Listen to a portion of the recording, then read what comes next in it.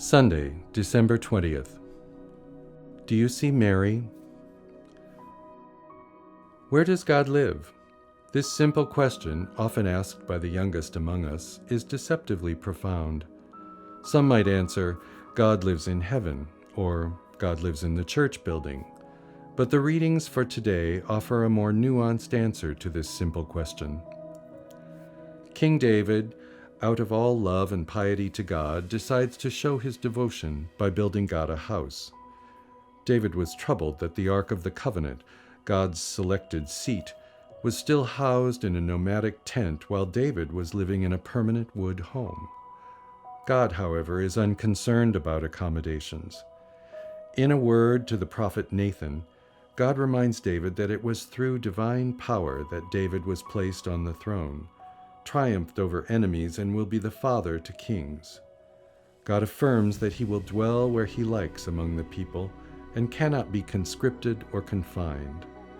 The first part of the answer to the question, where does God live, is not in any single place that we decide. The Gospel for today gives us the second half of the answer. In the Annunciation to Mary, that she will bear the Son of God and that his name is to be God with us, the angel Gabriel says, God lives with you. God lives within you.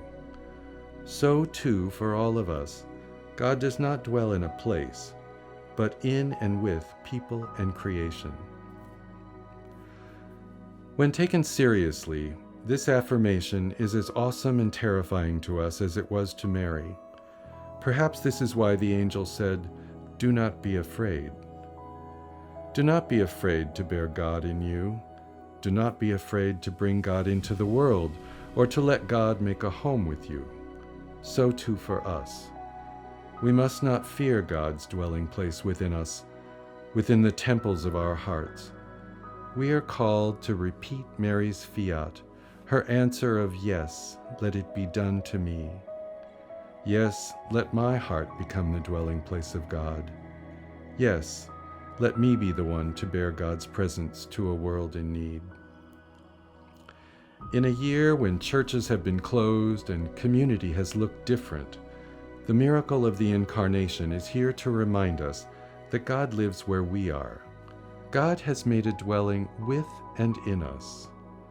How will you take time in these last days of Advent to make space in the room of your heart to welcome God there again?